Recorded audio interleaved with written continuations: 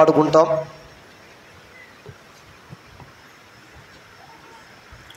ఈ మధ్య వచ్చినటువంటి కొత్త పాటల పుస్తకంలో 165, ఈ మధ్య వచ్చినటువంటి కొత్త పాటల పుస్తకంలో 165, అంతకుముందున్నటువంటి కొత్త పాటల పుస్తకంలో 163, 165, 163, 3వ చరణం 4వ చరణం మాట్లాడుకుంటాం. చివరి మరి 2 చరణాలు 3, 4.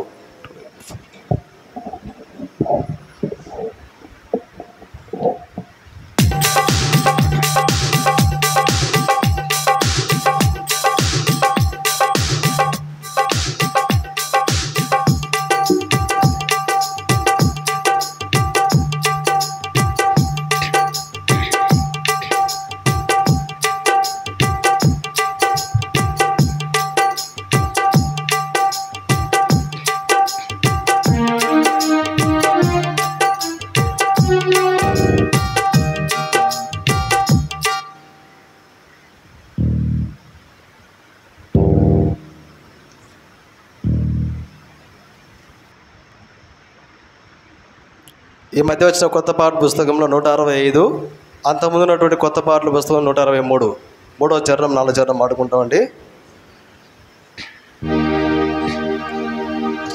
వచ్చాది 24.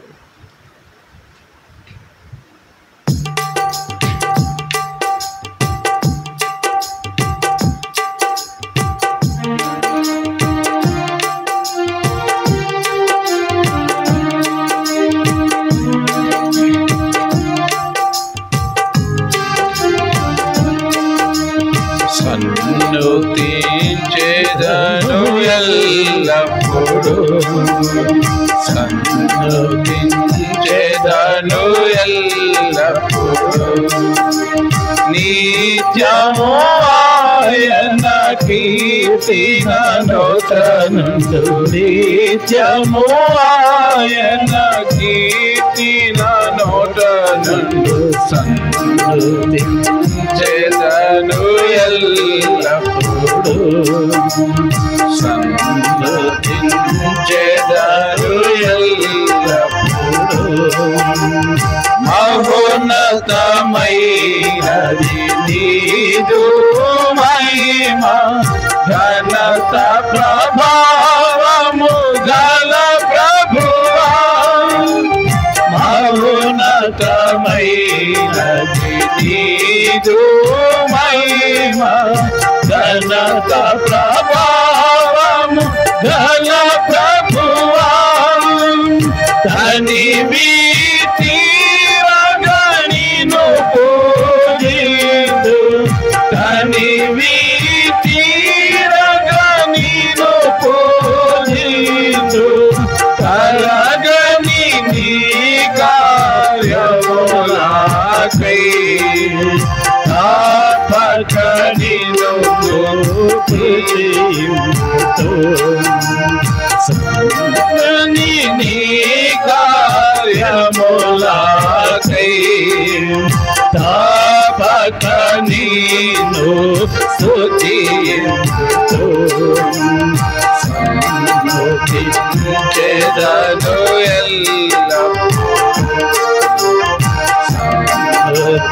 సన్నుతించెదను ఎల్లప్పుడూ, నీ సంకల్పమును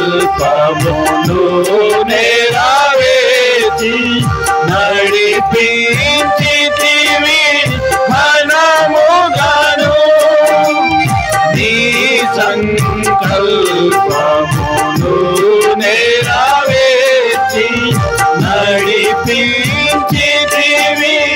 ఘనముగాను, నాకు ప్రభుడవై నా కాపరివై, నాకు ప్రభుడవై నా కాపరివై, నా జీవితములో ఉన్నావు, నిజముగా నిన్ను పొగడెదను, నా జీవితములో ఉన్నావు, నిజముగా నిన్ను పొగడెదను సంతుతించెదను ఎల్లప్పుడూ సంతుతించెదను ఎల్లప్పుడూ నిత్యము ఆయన కీర్తిగాను నిత్యము ఆయన కీర్తిగాను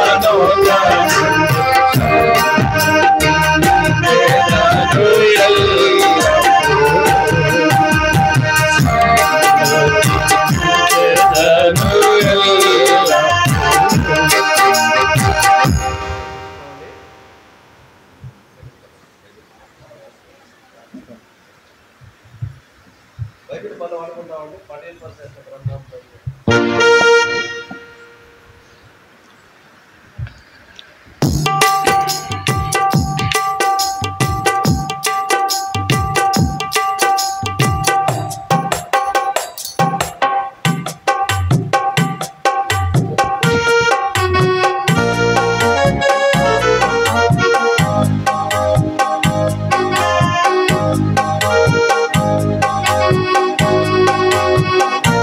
శ్రేష్ఠ గ్రంథము బైబిల్ పఠింప శ్రేష్ఠ గ్రంథము బైబిల్ అనుదినము పఠించిన ప్రేమ తోడ నడుపును ఓ పఠింప శ్రేష్ఠ గ్రంథము Bible The best book to read is the Bible. The best book to read is the Bible. If you read it every day, if you help all the way, oh, the best book to read is the Bible.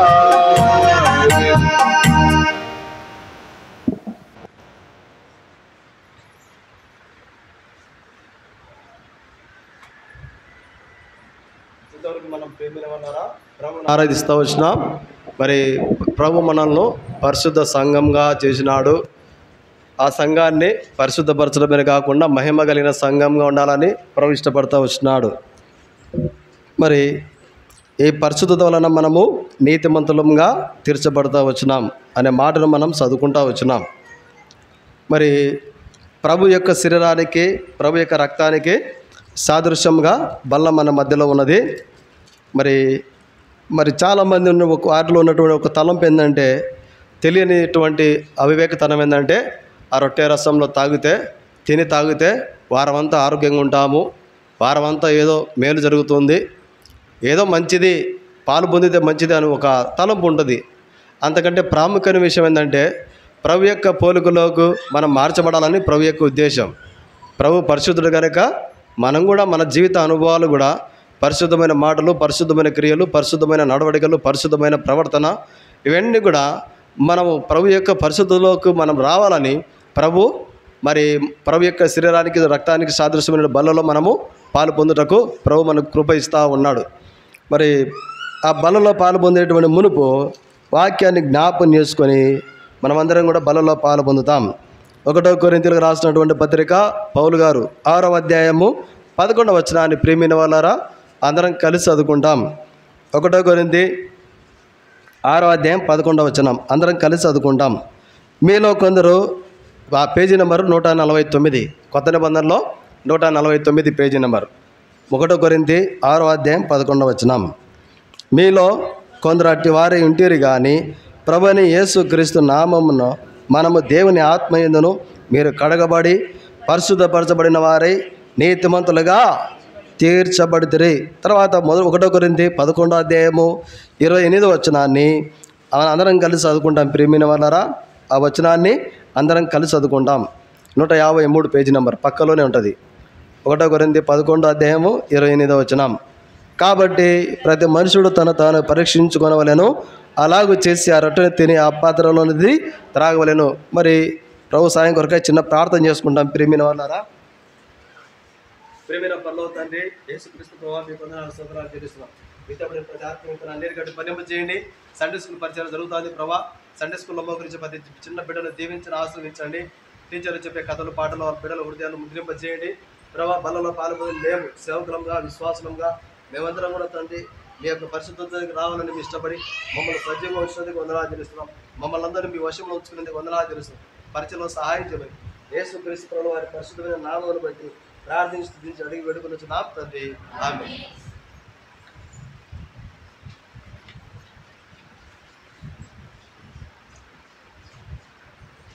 ప్రియమైన వారలారా, పౌలు గారు కొరింథీ సంఘంతో చెప్తున్నటువంటి మాట మనందరము ఆరాధన వర్తమానంలో జ్ఞాపకం చేసుకున్నటువంటి మాటని మాట ప్రభువు శిలువకు అప్పగించుకొని మనల్ని పరిశుద్ధపరిచినాడు. ఈ పరిశుద్ధత ద్వారా మనకేం కలుగుతుందంటే నీతి కలుగుతూ ఉంది. ఈ పరిశుద్ధత అనేటువంటి మాట బైబిల్ గ్రంథంలో పాత నిబంధనలో కొత్త నిబంధనలో 615 సార్లు ఉంది. ఈ పరిశుద్ధత అనేటువంటి మాట 615 సార్లు. మొట్టమొదటిగా ఎక్కడుందంటే ఆదికాండము 6వ అధ్యాయము 9వ వచనం. చదవండి ప్రియమైన వాళ్ళారా. ఆదికాండము 6వ అధ్యాయం 9వ వచనం. నోవాహు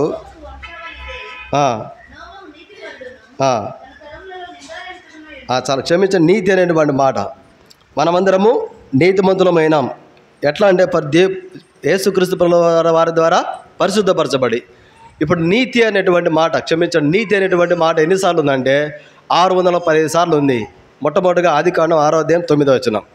చివరిలో బైబిల్ అంతట్లో చివరిగా ప్రకటన గ్రంథము 22వ అధ్యాయము 11వ వచనం చదవండి. ప్రకటన 22:11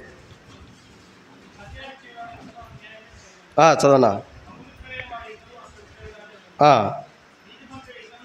ఇక్కడ నీతి ఆదికాండం 6వ అధ్యాయం 9వ వచనంలో ఆరంభించిన మాట నీతి అనే మాట ప్రకటన గ్రంథము 22వ అధ్యాయం 11వ వచనంలో ముగించబడుతుంది. మొత్తం పాత నిబంధనలు కొత్త నిబంధనలు కలిపి నీతి అనేటువంటి మాట ప్రియమైన వాళ్ళారా మొత్తం 615 సార్లు ఉంది నీతి అనేటువంటి మాట. మరి అదేవిధంగానే పరిశుద్ధత అనేటువంటి మాట పరిశుద్ధత అనేటువంటి మాట దగ్గర బైబిల్ గ్రంథంలో 701 సార్లు ఉంది. పరిశుద్ధత అనేది 701 సారి ఉంది. మొట్టమొదటిగా ఎక్కడుందంటే పరిశుద్ధత అనేది ఆదికాండం 2వ అధ్యాయము 3వ వచనం. చదవండి ప్రియమైన వాళ్ళారా. ఆదికాండం 2వ అధ్యాయం 3వ వచనం. కాబట్టి ఆశీర్వదించి చాలా పరిశుద్ధత అనే మాట ఇక్కడ ఆరంభమైంది. తర్వాత పాత నిబంధన కొత్త నిబంధన రెండు కలిపి చివరిలో ఎక్కడుందంటే పరిశుద్ధత అనేటువంటి మాట ప్రకటన గ్రంథము 22వ అధ్యాయము 21వ వచనం. చదవండి ప్రియమైన వాళ్ళారా. ప్రభువైన యేసు కృప చాలక్క ఇక్కడతో ముగించబడుతుంది. పరిశుద్ధత అనేటువంటి మాట 701 సారి ఉంది బైబిల్ గ్రంథంలో పాత నిబంధన కొత్త నిబంధన కలిపి. నీతి అనేటువంటి మాట 615 సార్లు ఉంది పాత నిబంధనలు కొత్త నిబంధనలు కలిపి. సరే మంచిదే. ఇప్పుడు మనమందరం ఏమైపోయినామంటే యేసుక్రీస్తు కలవరిశిలోకి అప్పగించుకోవడం ద్వారా పరిశుద్ధపరచబడినాం, పరిశుద్ధ సంఘంగా అయినాం, మహిమ కలిగిన సంఘంగా అయినాం. మరి పరిశుద్ధ ద్వారా మనకేం కలుగుతూ ఉందంటే 1 కొరింథీ 6:11 ప్రకారం చివరిలో పరిశుద్ధపరచబడిన వారై నీతిమంతులుగా తీర్చబడుతున్నాం. ఇప్పుడు నీతిమంతుల గురించి బైబిల్ ఏం చెప్తుంది? చాలాసార్లు అంటాం కదండి, నీతిగా బ్రతికితే అంత నీతిగా బ్రతికితే ఎట్లారా, అంత నీతిగా బ్రతికితే ఈ లోకంలో బ్రతకలేమండి అన్నారు. నీతిగా పోతే ఏ పని జరగదు, నీతిగా మాట్లాడితే ఏ పని కూడా జరగదు మరి అనేటువంటి తలంపులు ఉంటాయి. అయితే ప్రభు కొరకై ప్రభుని బట్టి మనం నీతిగా బ్రతికినందుకు దేవుని భక్తుల జీవితాలలో ఎన్నో ఆశీర్వాదాలు కలిగినటువంటి వారు ఉన్నారు. నీతిమంతుల గురించి బైబిల్ ఏం చెప్తుంది? చదవండి కీర్తనలు చూడండి ప్రియమైన వాళ్ళారా. 55వ కీర్తన 22వ వచనం.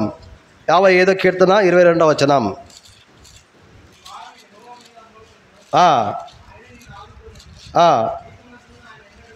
నీతిమంతులను ఆయన ఎన్నడు ఎవరన్నా కదులుతారని ఉందండి బైబిల్ గ్రంథంలో. నీతిమంతులను దేవుడు ఎప్పుడు కూడా కదలనీయడు. పరిశుద్ధత ద్వారా మనం నీతిమంతులంగా అయిపడినాం. ఈ నీతిమంతులమైన మనల్ని ప్రభు ఎప్పుడు కూడా కదలనీయడంట. మరి నీతిమంతులను కొందరి జీవితాలు జ్ఞాపకం చేసుకుంటాం. ఆదికాండం 6వ అధ్యాయం 9వ వచనం.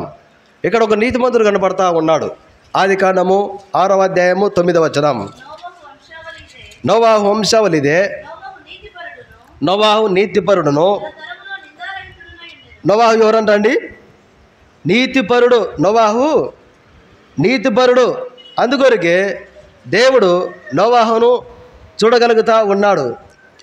నోవాహు నీతిపరుడును తన తరంలో తర్వాత నోవాహు దేవునితో కూడా నీతిమంతుల అనుభవాలు ఎట్లున్నాయండి? దేవునితో కూడా నడిచేటువంటి అనుభవము. అప్పుడంటే దేవుడు నోవాహుతో ప్రత్యక్షమై, మోషేతో ప్రత్యక్షమై, యెహోషువ ప్రత్యక్షం మాట్లాడుతూ ఉండేవాడు. ఇప్పుడు దేవుడు ఆడున్నాడంటే ఈ పరిశుద్ధమైన బైబిల్ గ్రంథమే దేవుడు. ఈ బైబిల్ను అనుసరించి నడుచుకుంటే మనం దేవునితో నడిచినట్టు లెక్క. ఈ మాట ప్రకారం మనం నడుచుకుంటే దేవునితో నడిచినట్టు లెక్క. నీతిమంతుడైన నోవాహు దేవునితో కూడా నడిచేటువంటి వాడుగా ఉన్నాడు. తర్వాత 7వ అధ్యాయం 1వ వచనం, ఆదికాండం 7వ అధ్యాయము 1వ వచనం. యెహోవా ఈ తరం వారిలో నీతిమంతుడవైనడు చూచితిని చాలక. ప్రియమైన వాళ్ళారా, దేవుడు నీతిమంతులను ఏం చేస్తారండి? చూస్తా ఉన్నాడు. నీతిమంతులను దేవుడు చూసేవాడుగా ఉన్నాడు. నీతిమంతులను దేవుడు కదలనీయకుండా చేస్తూ ఉన్నాడు. అంత మాత్రమే కాదు, నీతిమంతుల ద్వారా ఏం కలుగుతుంది? ఇప్పుడు ఒక కుటుంబం ఉందండి, నీతి కలిగి ఒక యజమానురాలు జీవిస్తే బిడ్డల జీవితంలో ఏం కలుగుతుందంటే రక్షణ కలుగుతుంది, దేవుని యొక్క కాపుదల కలుగుతుంది, దేవుని యొక్క కృప కలుగుతుంది. 2 పేతురు భక్తుడు చెప్తున్నాడు. 2 పేతురు రాసిన పత్రిక 2వ అధ్యాయము 5వ వచనం చదవండి ప్రియమైన వాళ్ళారా. 2 పేతురు రాసిన పత్రిక 2వ అధ్యాయము 5వ వచనం. మరియు పూర్వకాలం ముందున్న విడిచిపెట్టక చదవండి అక్క. నీతిని ప్రకటించిన నోవాహును, ఇక్కడ చూడండి, నోవాహు నీతిమంతుడు కనుక దేవుడు చూసినాడు. నోవాహును ఎందుకు చూసినాడు దేవుడు అంటే దేవునితో నడిచే అనుభవం ఉంది. దేవునితో నడిచే అనుభవం.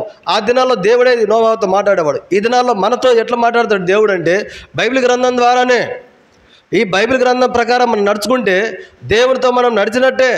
ఈ బైబిల్ గ్రంథం ఏం చెప్తుందో ఆ మాట ప్రకారం మనం నడుచుకున్నప్పుడు దేవునితో నడిచినట్టే లెక్క. నీతిమంతుల అనుభవాలు ఎట్లుంటాయంటే దేవునితో నడిచే అనుభవం. తర్వాత దేవుని యొక్క నీతిని దేవుని యొక్క స్వార్థను ప్రకటించేటువంటి వారుగా ఉంటారు నీతిమంతులు. ఒకప్పుడు నాలో నీతి లేదు, ఇప్పుడు నేను నీతిమంతుడనైనాను. ఒకప్పుడు నాలో చీకటి ఉన్నది, ఇప్పుడు చీకటి లేదు. ఒకప్పుడు నేను నా జీవితం అంతా చీకటిమయము, లోకంలో పాప సంబంధమైన జీవితం. అయితే ఇప్పుడు పాపానికి దూరంగా ఉన్నారు. కేవలం యేసుక్రీస్తుని నమ్ముకున్నట్టు ద్వారా ప్రభు యొక్క దేవుని యొక్క నీతిని, దేవుని యొక్క సువార్తను ప్రకటించేటువంటి వారుగా ఉంటారు నీతిమంతులు. దేవుని నీతిని ప్రకటించినాడు కనుక దేవుడు నోవాహును చూచినాడు. అందుకొరకే దేవునితో నడిచిన వాడుగా ఉన్నాడు.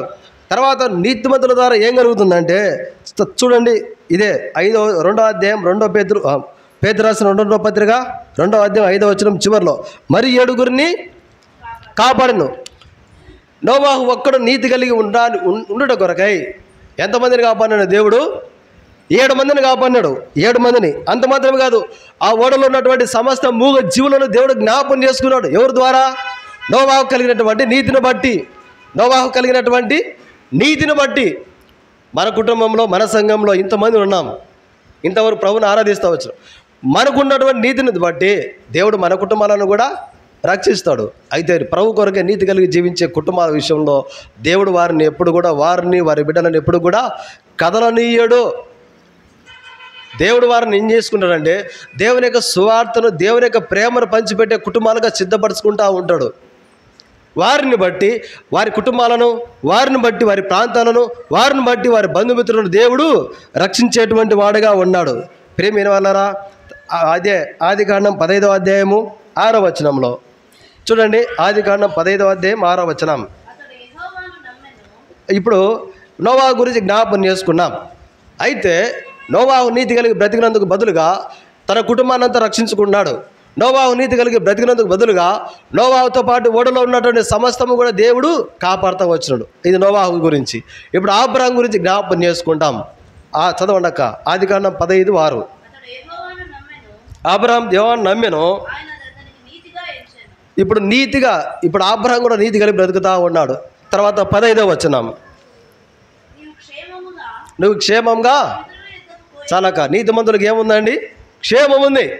భూమి మీద జీవించేటువంటి జీవిత దినాలన్నీ కూడా సమృద్ధిలోనైనా, లేమిలోనైనా, కొరతలోనైనా, అనారోగ్య స్థితిలోనైనా, ఆరోగ్యస్తులు, ప్రతి విషయంలో అన్ని విషయాల్లో దేవుడు ఇచ్చిన వాటితో తృప్తి కలిగి సమృద్ధి అయినటువంటి క్షేమకరమైనటువంటి అనుభవాలు నీతిమంతుల గుడారాలలో కనిపించే విధంగా దేవుడు సిద్ధపరుస్తూ ఉన్నాడు.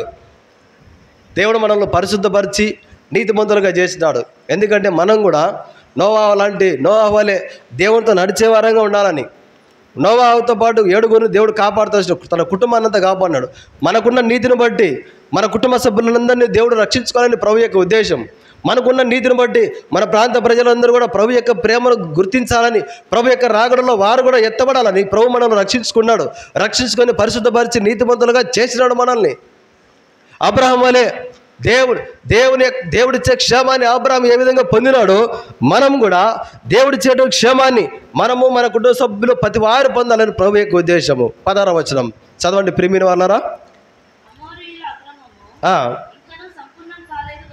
చదవండి అక్క. నీ 4వ తరం వారు మరలా వచ్చేదరని. ఇక్కడ విషయం ఏంటంటే అబ్రహాముతో 4వ తరము మనవాళ్ళు ముని మనవాళ్ళు మన వాళ్ళ తర్వాత వాళ్ళు ఎట్టుంటారో చెప్తా ఉన్నాడు. మనకు కూడా ఆశ ఉంటుందండి.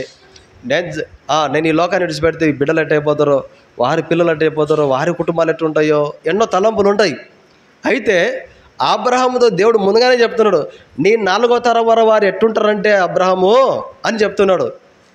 4వ తరాన్ని గురించి దేవుడు చెప్తున్నాడు అబ్రహాంకు. అంటే జరగబోయేటువంటి సంగతులన్నీ కూడా భవిష్యత్తులో దేవుడు అబ్రహాం సంతాన విషయంలో ఏ కార్యాలైతే చేయబోతున్నాడో, వారి ద్వారా ఏ విజయాలు చేయబోతున్నాడో ముందుగానే దేవుడు తెలియజేస్తూ ఉన్నాడు. అంటే దేవుడు ముందుగానే మాట్లాడుతూ ఉన్నాడు అబ్రహాంతో, ఇదిగో నీ కుటుంబాన్ని విధంగా చెబుతున్నాను, నీ సంతానాన్ని విధంగా చెబుతున్నాను.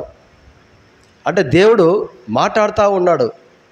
మన కుటుంబం పరంగా, బిడ్డల పరంగా అన్ని విషయాలు ముందుగానే దేవుడు అబ్రహాంతో మాట్లాడినట్టుగా మనకున్నటువంటి నీతిని బట్టి తన వాక్యం ద్వారా మనతో కూడా మాట్లాడుతూ ఉంటాడు. అయితే మనం ఏం చేయాలంటే నీతిమంతులమైన మనము దేవునితో నడిచే అనుభవం కలిగి ఉండాలి. అంటే వాక్యాన్ని ప్రతిరోజు చదివేటువంటి అనుభవం, కుటుంబ వాక్యం ద్వారా వాక్యం చదువుకోవడము, వ్యక్తిగతంగా వాక్యం చదువుకోవడము, ఇది చాలా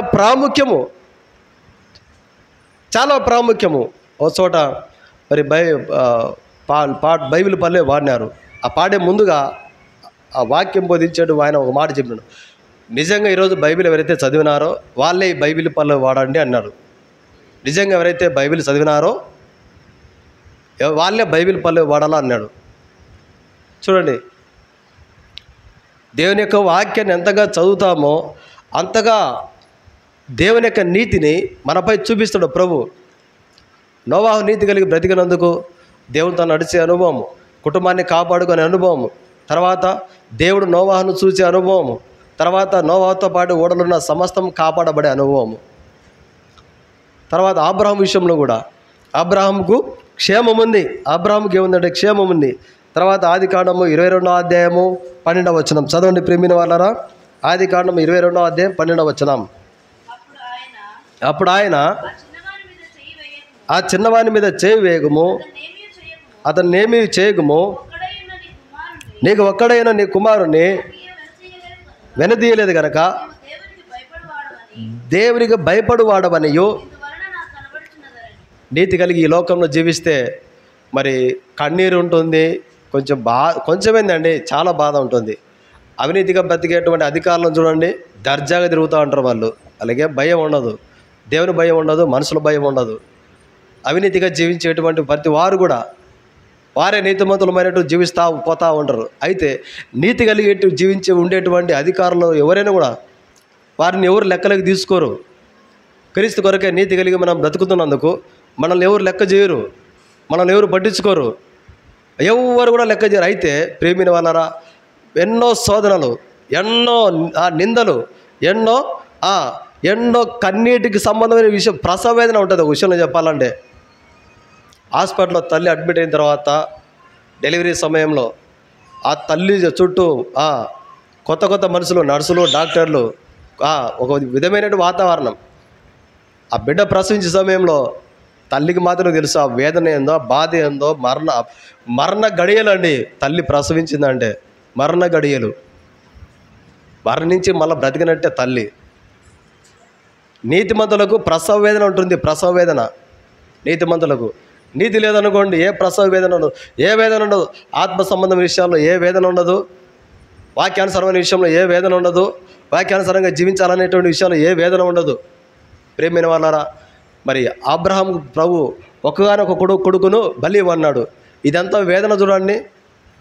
అయితే ఆ పరీక్ష ఏంటంటే దేవునికి భయపడతాడో లేడని దేవుడు పరీక్షించినాడంట. మన జీవితంలో కూడా నీతి కలిగి జీవించినప్పుడు అంత క్షమేమీ ఉండదు. కొన్నిసార్లు ప్రభు ద్వారా పరీక్షలు ఉంటాయి. మన విశ్వాసము నమ్మకమైనదా కాదా, మనం ప్రభువుకు నమ్మకస్తులమా కాదా, ప్రభు ఆశీర్వదిస్తాడు ఒక్క రీతిగా, ఆశీర్వాదాన్ని తీసేస్తాడు ఒక దినాన. అప్పుడు ప్రభువుకు నమ్మకంగా ఉండగలుగుతామా లేదా? అన్నీ అనుకూలంగా ఉంటాయి పరిస్థితులు, కొన్నిసార్లు అనానుకూలంగా ఉంటాయి పరిస్థితులు.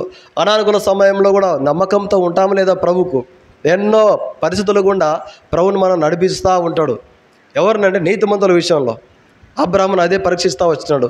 అప్పుడు దేవుడు స్వయంగా చెప్తా ఉన్నాడు, నువ్వు దేవునికి భయపడేవాడవో లేదో అని నిన్ను పరీక్షించిదని. పరీక్షలు ఉంటాయి నీతిమంతులకు. సండే స్కూల్ పో, మనకు నీతి కలిగి జీవించినందుకు ఏముంటాయండి? పరీక్షలు ఉంటాయి. నీతిమంతులకు పరీక్షలు ఉంటాయి. అంత క్షమేమి ఉంటాయని అనుకోవద్దు. అబ్రహాం జీవితంలో అదే జరిగింది. తర్వాత ఆదికాండం చూడండి, ఆదికాండము ప్రేమిన వాళ్ళారా 22వ అధ్యాయం 17వ వచనం.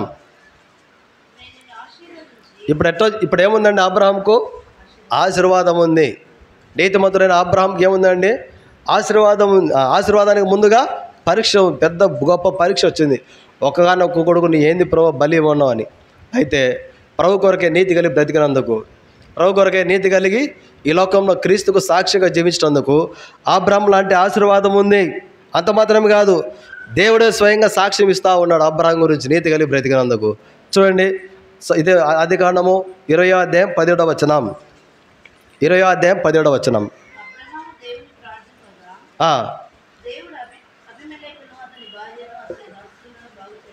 చదవండి అక్క, చదవండి అక్క. ఏలైనగా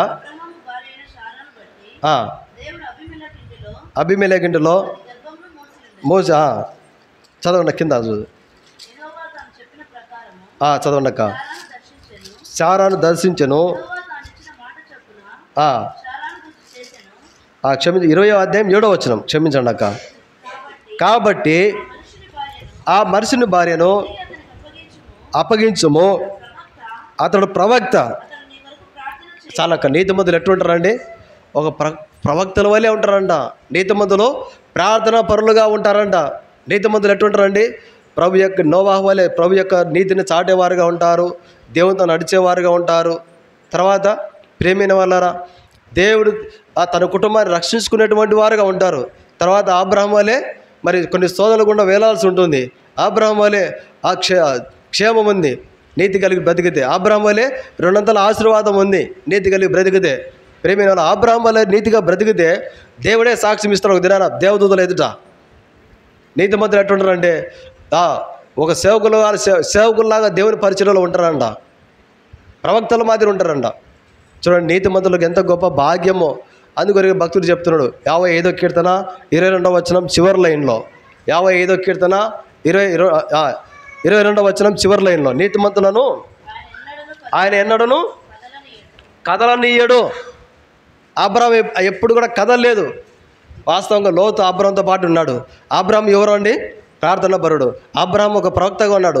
లోతు అబ్రహాం వలె 200 ఆశీర్వాదం పొందవలసిన వాడుగా ఉన్నాడు.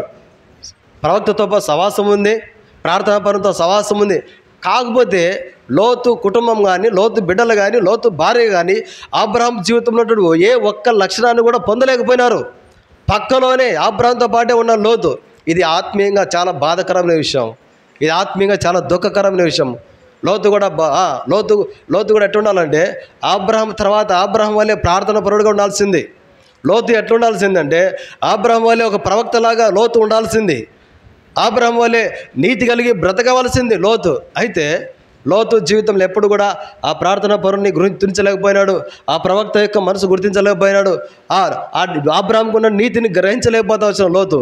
అందుకొరికే ప్రియమైన కుటుంబం అంతా పతనం అయిపోయింది. ఇది మనం గ్రహించుకోవాల్సిన విషయమే.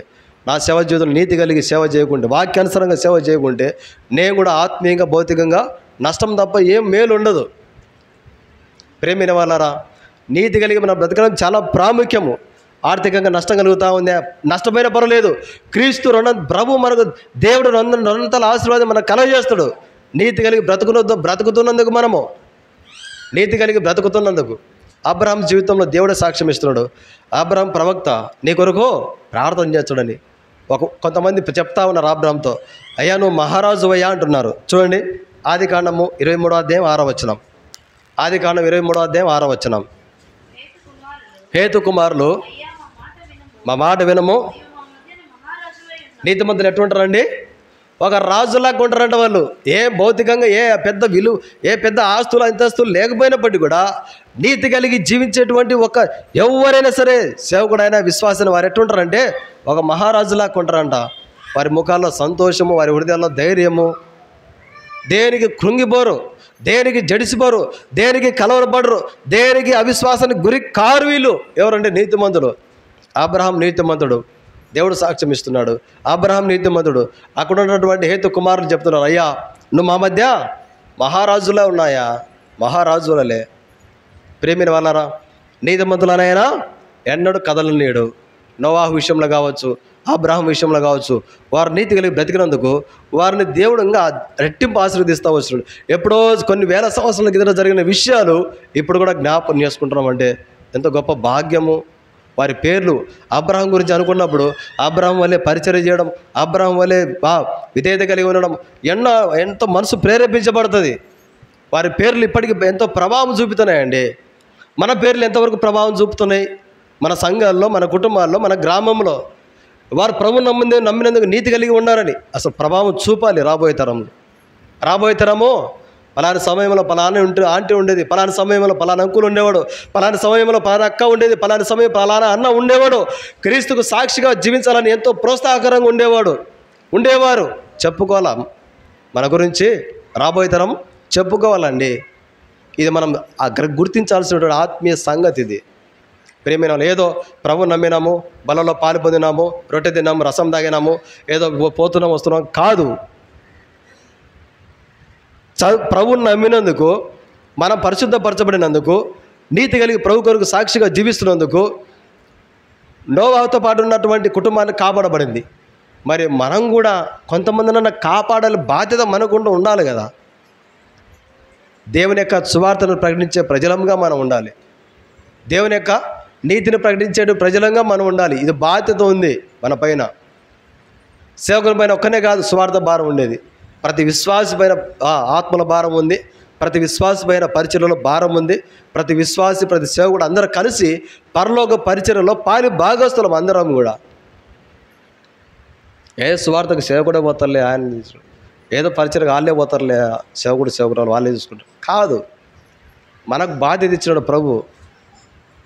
నీతిమంతులను ఆయన ఎన్నడూ కదలనీయడు నీతి కలిగి జీవిస్తే. నోవాహు గురించి జ్ఞాపకం చేసుకున్నాం, అబ్రహాం గురించి జ్ఞాపకం చేసుకున్నాం. దావీదు కూడా నీతిమంతుడేనంట. చూడండి, బైబిల్ చెప్తుంది. 1వ సమూయేలు గ్రంథము 24వ అధ్యాయం 18వ వచనం. త్వరగా చదవండి ప్రియమైన వాళ్ళారా. 1వ సమూయేలు గ్రంథము 24వ అధ్యాయం 18వ వచనం. దావీదుతో ఇట్లా నేను చదవండి అక్క.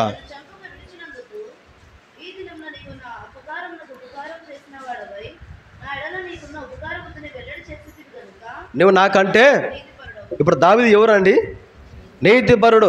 నోవాహు నీతిమంతుడు, అబ్రహాం నీతిమంతుడు, దావీదు కూడా ఎవరండి? నీతిపరుడు. మరి దావీదు గురించి సౌలు చెప్తున్నాడు, అయ్యా నువ్వు నీతిమంతుడు అయ్యా అని చెప్తున్నాడు. సౌలు మాత్రమే కాదు, దావీదు కుమారుడు అని చెప్తున్నాడు, మా నాయన నీతిమంతుడు ప్రభు అని దేవునితో చెప్తున్నాడు. చదవండి అన్నమాట. 1వ రాజుల గ్రంథము 3వ అధ్యాయం 6వ వచనం. 1వ రాజుల గ్రంథము 3వ అధ్యాయము 6వ వచనం. 1వ రాజుల గ్రంథము 3వ అధ్యాయం 6వ వచనం. ఇలాగ మనవి చేసను, నీ దాసుడును దావీదు అనుకూలంగాను చాలక నీతిని అనుసరించి. దావీదు ఎవరండి? నీతిపరుడు. దావీదు ఎవరండి? నీతిని అనుసరించి నడిచేవాడు. దావీదు నీతిని అనుసరించి నడిచేవాడు కనుక దావీదు కుమారుడైన సొలొమోనుని ఏం చేసినాడండి దేవుడు? కింద చూడండి అక్క. అతని సింహాసనం మీద అతని కుమారుని కూర్చుండబెట్టి అతని యందు మహాకృప చూపి ఉన్నావు. సొలొమోను చెప్తున్నాడు తన తండ్రి ఎలాగ జీవించినాడో దేవునితో చెప్తున్నాడు, ప్రేమిన వల్ల నీతిమంతుల సంతానాన్ని ఆయన ఇప్పుడు కూడా విడిచిపెట్టాడు.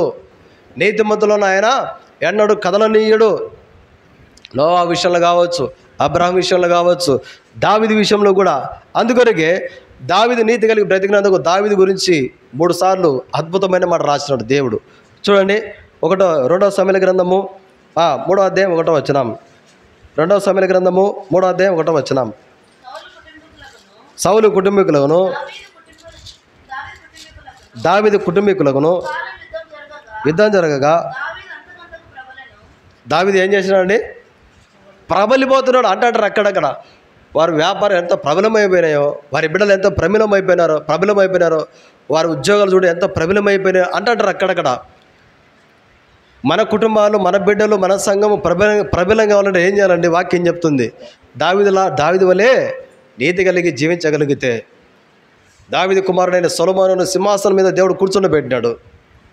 నీతి కలిగి బ్రతికినందుకండి, నీతి కలిగి మాట్లాడితే, నీతి కలిగి ప్రవర్తించితే, నీతి కలిగి వాక్యానికి దగ్గరగా మనం జీవిస్తే, దావీదును అంతకంతకు ఏం చేసినాడండి? ప్రబలం చేసినాడు దేవుడు. తర్వాత 2వ సమూయేలు గ్రంథము 5వ అధ్యాయం 10వ వచనం. కొంచెం నాకు అందరు తీయాలక్క, తీయండి ప్రేమిన వాళ్ళారా. 2వ సమూయేలు గ్రంథము 5వ అధ్యాయం 10వ వచనం చదవండి అక్క. చాలక్క. దావీదు ఏం చేసినాడు? దేవుడు వర్ధిల్ల చేసినాడు. దావీదు అంతకంతకు ప్రబలిపోతున్నాడు, ప్రబలమైపోతున్నాడు. దావీదుకి అంతకంతకు వర్ధిల్లుతా ఉన్నాడు. వర్ధిల్లాలని మనకు కూడా ఉంటుంది, నాకు కూడా ఆశ ఉంటుంది. ప్రభా, నువ్వు నన్ను ఉంచిన సంఘంలో ప్రభా ప్రతి వారు ఆత్మీయంగా భౌతికంగా వర్ధిల్లాలి ప్రభా. సండే స్కూల్కి వచ్చే ప్రతి బిడ్డ కూడా రాబోయే దినాల్లో, రాబోయే తరంలో స్వార్థికులుగా వర్ధిల్లాలి ప్రభా. వాళ్ళు నా ఆశలు చెప్తున్నా. ప్రేమైన సౌరుడా, దావీదు వల్ల నీతి కలిగి బ్రతికితే ప్రేమిన వలరా ప్రబలమయ్యేటువంటి పరిస్థితులు దేవుడు మన బిడ్డలకు ఇస్తాడు, మన సంఘానికి కూడా ఇస్తాడు. దావీదు వల్ల నీతి కలిగి జీవించినందుకు ప్రతిఫలం ఏంటంటే వర్ధిల్లే విధానము. ఆత్మీయంగా, భౌతికంగా, కుటుంబ విషయంలో, సంఘ విషయంలో, నా సేవ విషయంలో కూడా నీతి కలిగి సేవ చేసుకుంటే ప్రబలమైపోతుంది, వర్ధిల్లుతుంది. తర్వాత చూడండి, దావీదు గురించి రాయబడుతుంది. 1 దినవృత్తాంతములు 11వ అధ్యాయము 9వ వచనం చదవండి ప్రేమిన వాళ్ళారా. ఒక్క నిమిషం అక్క, చదవండి. చూడు, అందరు తీయాలి ప్రేమిన వాళ్ళారా. 1 దినవృత్తాంతంలో 11:9 చదవండి అక్క. యెహోవా తోడై ఉండగా దావీదు ఈ ప్రకారము. ఏందండి అసలు ఇంత అది కూడా ఎట్టయిపోయినాడు దావీదు? మరి అంత అది కూడా ఎట్టయిపోయినారు వారు? అంత అధికమైన కుటుంబం ఎట్టయిపోయినారు వాళ్ళది? అంత ప్రబలిపోతున్నారు వాళ్ళు, అంత వర్ధిల్లుతున్నారు వాళ్ళు. కారణం ఏంటంటే నీతి కలిగి దావీదు బ్రతుకుతా ఉన్నాడు. అంతకు మించి ఏం లేదండి. ఒక రహస్యం ఇది. ఒక సంఘం ప్రబలిపోవాలన్నా, ఒక సంఘం వర్ధిల్లాలన్నా, తర్వాత అధికం కావాలన్నా కూడా నీతి కలిగి మనం జీవించగలగాలి. మనం ఎవరమంటే పరిశుద్ధపరచబడినటువంటి ప్రజలము. పరిశుద్ధత ద్వారా నీతిమంతులమైనటువంటి ప్రజల మనము. ఇది వాస్తవమైన మాట, జ్ఞాపకం పెట్టుకోవాలి. మనం ఎవరమంటే ఒక దినాన మన కొరకు ప్రభు ఈ లోకానికి రాబోతున్నాడు. ఎందుకంటే నీతిమంతులకు, పరిశుద్ధులకు వచ్చే భాగ్యం ఏంటంటే ఆ ప్రభు మన కొరకు రాబోతున్నాడు. మనము ఆయన కూర్చుండే స్థలంలో కూర్చుండబెట్టుకోవాలని. యోహాను సువార్త 14వ అధ్యాయం 3వ వచనం చదవండి. యోహాను సువార్త 14వ అధ్యాయము 3వ వచనం చూడండి ప్రియమైన వాళ్ళారా. యోహాను సువార్త 14వ అధ్యాయం 3వ వచనం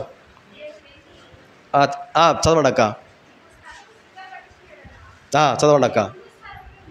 నేను ఉండే స్థలంలో మీరును ఉండలాగునా మరలా వచ్చి నా ఇద్ద ఉండటకు. చూడండి, ఒక్క మాట జ్ఞాపకం పెట్టుకోవాలి. ఇది ఆలోచించాలి మనం. ప్రభు ఒక దినాన్ని ఈ భూమి దగ్గర రాబోతున్నాడు. ఎందుకంటే ఆయన పక్కలో మనల్ని కూర్చుండి పెట్టుకోవడానికి కొరకై. ఆయన పక్కలో మనం కూర్చుండాలంటే పరిశుద్ధపరచబడినటువంటి అనుభవం ఉంది అని మనం ప్రభుని ఆరాధించడం. పరిశుద్ధత మనల్ని నీతిమంతులుగా చేసింది. నోవాహు లాంటి నీతి, అబ్రహాం లాంటి నీతియుక్తమైన జీవితం, దావీదు లాంటి నీతియుక్తమైన జీవితం కలిగి జీవించగలిగితే ప్రబలిపోతాం. మన సంఘం ప్రబలమైపోతుంది. మన బిడ్డలు ఆత్మీయంగా, భౌతికంగా వర్ధిల్లుతారు, అధికులు అయిపోతారు. ప్రేమైన సౌరుడా, ఈ మాట జ్ఞాపకం పెట్టుకోవాలా. నీతిమంతులను ఆయన ఎన్నడూ కూడా కదలనీయడు. 2వ దినవృత్తాంతములు 6వ అధ్యాయము 23వ వచనం చదవండి. 2వ దినవృత్తాంతములు 6వ అధ్యాయం 23వ వచనం. నువ్వు ఆకాశమందు విని నీ దాసులకు న్యాయం తీర్చి నీతిపరుని నీతి చొప్పున చాలక ప్రేమిల నీతి పరుని యొక్క నీతిని బట్టే దేవుడు వారి కుటుంబమైనా వారి సేవ అయినా వారి సంఘానికైనా వారి నీతిని నిర్ధారణ చేస్తాడు దేవుడు. ఇది చాలా అద్భుతమైన మాట. ఇది ఎవరు నీతి కలిగి జీవిస్తే వారి కుటుంబాలకు వర్ధిల్లే విధానం, ఎవరు నీతి కలిగి జీవిస్తే వారి కుటుంబాలు ప్రబలము, ఎవరు నీతి కలిగి జీవిస్తే వారి కుటుంబాలు బిడ్డలు సంఘము అధికులైపోతున్నారు. ప్రేమైన వాళ్ళారా, చాలా అంటారు అంత నీతిగా బ్రతకాలన్నా, అంత నీతిగా బ్రతకాలంటే బ్రతకాలని వాక్యం చెప్తుంది. నీతిగా బ్రతకాలనే ప్రభు మనకి సవాసులు ఇచ్చినాడు. ప్రభు మనకి సవాసులు ఇచ్చినాడు. ప్రేమైన వాళ్ళారా, నీతిమంతుల గురించి బైబిల్ చెప్తుంది. చూడండి, దేవుని ఒక వాక్యం యోబు గ్రంథము 36వ అధ్యాయం 7వ వచనం. యోబు గ్రంథము 36వ అధ్యాయం 7వ వచనం. ఏంటన్నా అండి, నీతిమంతులను ఆయన అసలు దేవుడు మమ్మల్ని చూడలేదు అనుకోవద్దు. ముందు మనం నీతి కలిగి జీవించగలిగితే దేవుడు మనల్ని చూడకుండా పోడు. నీతిమంతులను ఆయన చూడకపోడు. ఈ నీతి మనకు ఎట్లా కలుగుతుందంటే దేవుని యొక్క వాక్యం చెప్తుంది. ద్వితీయోపదేశకాండము 6వ అధ్యాయం 25వ వచనం. చదవండి ప్రియమైన వాళ్ళారా, ద్వితీయోపదేశకాండము 6వ అధ్యాయం 25వ వచనం. మన దేవుడిని యెహోవా మనకు ఆజ్ఞాపించినట్లు ఆయన సన్నిధిని సమస్తమైన ఆజ్ఞలను అనుసరించి మనం నడుచుకున్నప్పుడు మనకు నీతి కలుగును. ఈ నీతి ద్వారా ఎన్నో ఆశీర్వాదాలు దీవెనలు ఉన్నాయి. ఈ నీతి ఎట్లా వస్తుందంటే తన వాక్యం ద్వారా దేవుడు పరిశుద్ధపరిచినాడు కనుక. ఎప్పుడైతే మనం దేవుని యొక్క వాక్యాన్ని అంగీకరించి మన హృదయంలో నింపుకొని వాక్యానుసారమైన జీవితం మనం జీవించగలిగితే నోవాహు వలె దేవుడితో మనం నడిచే అనుభవం, అంటే వాక్యంతో నడిచే అనుభవము. వాక్యంలో ఏముందో అది చేసే మనస్సు, అది చేసేటువంటి మనసు. ప్రియమైన సౌరుడా, ఎప్పుడు కూడా మనం మర్చిపోవద్దు, మనం నీతిమంతులము, మనం పరిశుద్ధపరచబడిన వారము. మనం నీతి కలిగి జీవించగలిగితే మన కుటుంబాలను దేవుడు చూడకపోడు, మన బిడ్డలను దేవుడు చూడకపోడు, మన కుటుంబాలను మన బిడ్డలను ఆయన ఎన్నడూ కూడా కదలనీయడు. ప్రియమైన సౌరుడా, దేని యొక్క వాక్యం చెప్తుంది 37వ కీర్తన 25వ వచనము. నీతిమంతుల విషయంలో భక్తుల యొక్క అనుభవాలు ఏం చెప్తున్నారంటే 37వ కీర్తన 25వ వచనం. చదవండి అక్క. నీతిమంతులు విడవబడుట కానీ వారి సంతానం భిక్షమెత్తుట కానీ చాలక. ఇప్పుడు నోవాహు పిల్లలు ఎవరో భిక్షం అడుక్కున్నారా అండి? నోవాహు పిల్లలు ఉన్నారు, అడుక్కున్నారా? ఏం లేదు. అబ్రాహం ఉన్నాడు, ఇస్సాకు పిల్లలు యాకోబు అడుక్కున్నాడా? ఏం అడుక్కోలేదు. దావీదు ఉన్నాడు, దావీదు కుమారుడు సొలొమోను, ఏమైనా అడుక్కున్నాడా? ఏం లేదు. వారి జీవితాలు అధికంగా ఉన్నాయి, వర్ధిల్లే విధానాలు ఉన్నాయి, ప్రబలిపోయే విధానాలు ఉన్నాయి.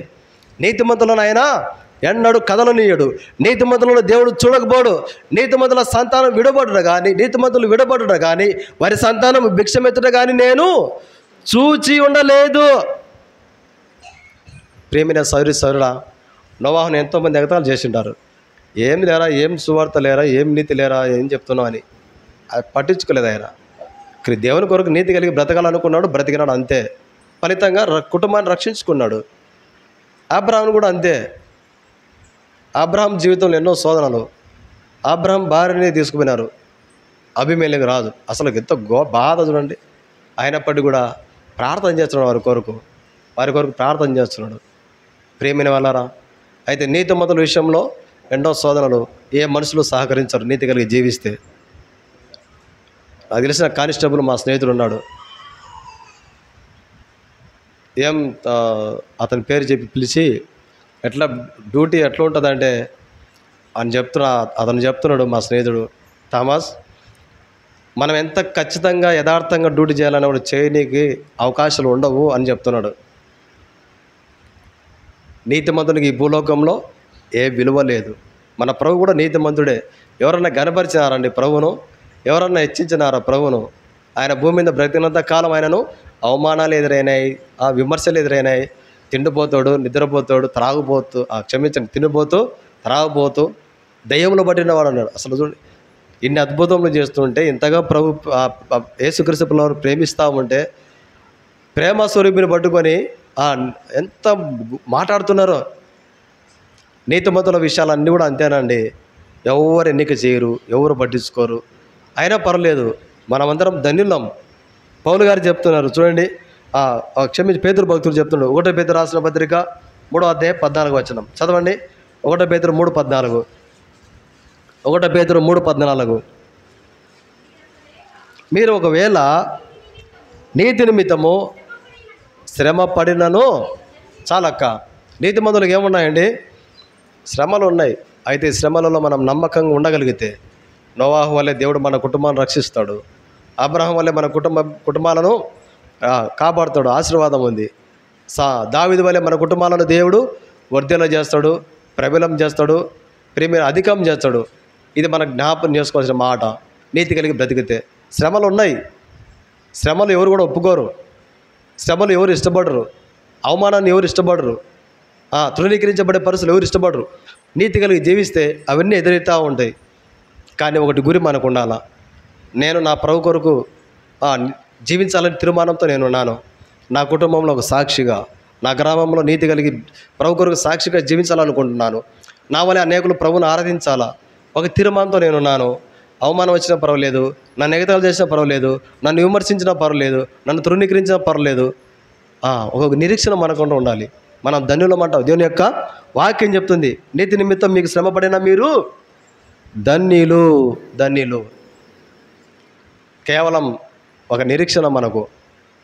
మనం ఎవరమంటే ప్రభు శిలువకు అప్పగించుకోవడం ద్వారా పరిశుద్ధపరచబడినటువంటి ప్రజలం మనం. ఈ పరిశుద్ధత మనల్ని ఏం చేస్తుందంటే 1 కొరింథీ 6:11 ప్రకారం మనము నీతిమంతులము. చదవండి ప్రియమైన వాళ్ళారా. 1 కొరింథీ 6:11 చివరిలో పరిశుద్ధపరచబడిన వారై నీతిమంతులముగా తీర్చబడుతూ ఉన్నాం. ప్రియమైన వాళ్ళారా, మనందరిపైన ఒక బాధ్యత ఉంది. నోవాహు వలె దేవుని నీతిని చాటే బాధ్యత ఉంది. నోవాహు వలె దేవుని నీతిని చాటే బాధ్యత ఉంది. అబ్రహాం వలె దేవుని కొరకు సాక్షిగా దేవుని కొరకు క్రయధనం చెల్లించి దేవుని యొక్క వాక్యానికి విధేయత చూపే బాధ్యత ఉంది మనకు. దావీదు వలె ప్రభు మన పట్ల ఒక ఉద్దేశం కలిగి ఉన్నాడు.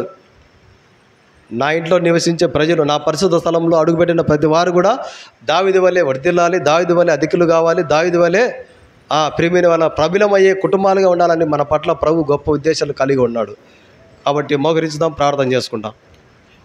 ఒకవేళ నీతి కలిగి మన ప్రభు కొరకు జీవిస్తే నోవాహు వలె, అబ్రహాం వలె, దావీదు వలె మనల్ని జ్ఞాపకం చేసుకుంటారు ప్రభు. మన సంఘాన్ని అధికం చేస్తుంది ప్రభు. ఒకవేళ నీతి కలిగి జీవిస్తూ ఉంటే మంచిదే. ప్రభుకు సాక్ష్యం కలిగి జీవిస్తే మంచిదే. ఒకవేళ ఎక్కడన్నా ఏ పనులు జరగవని, ఏ కార్యం జరగదని, మరి వాక్యాన్ని విడిచిపెట్టి దేవుని దృష్టికి నీతిగా జీవించలేకపోతున్నామా, వాక్యానుసారంగా జీవించలేకపోతున్నామా, తీర్మానం చేసుకుందాం. ప్రభా, ఈ తీర్మానం మంది చివరిగా ఉండాలి. ఎన్నోసార్లు దేవుడు ప్రభు మనల్ని కృప చూపినాడు. ఎన్నోసార్లు మనల్ని కనికరిస్తూ ఉన్నాడు.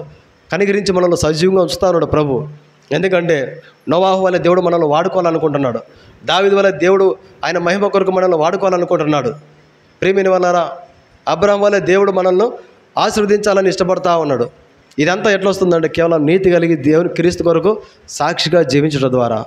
తీర్మానం చేసుకుందాం, ప్రభా ఇక నుంచి నా కుటుంబంలో, సంఘంలో, తర్వాత నేను పనిచేసే చోట ఎక్కడున్నా, ఏ ప్రాంతంలో ఉన్నా, ఎటువంటి ప్రజల మధ్య ఉన్నా నోవాహు వలె, దావీదు వలె, అబ్రహాం వలె నీతి కలిగి జీవిస్తాం ప్రభా. నా కుటుంబం అధికం కావాలి, నా బిడ్డలు అధికులు కావాలి. ఆత్మీయంగా పరిచర్య విషయంలో నా బిడ్డలు వర్ధిల్లాలి ప్రభా. వారి చదువుల్లో, ఉద్యోగాల్లో, ఆత్మీయంగా ప్రతి విషయంలో అధికులు కావాలి ప్రభా. మా సంఘం అధికం కావాలి, మా సంఘం వర్ధిల్లాలి, మా సంఘం ప్రబలం కావాలి ప్రభా. ఇక నుంచి మేము నీతి కలిగి జీవిస్తాం ప్రభా. తీర్మానం చేసుకునేంత ధన్యులం మనము. మోకరించుదాం, బలలో పాలు పొందుతాం.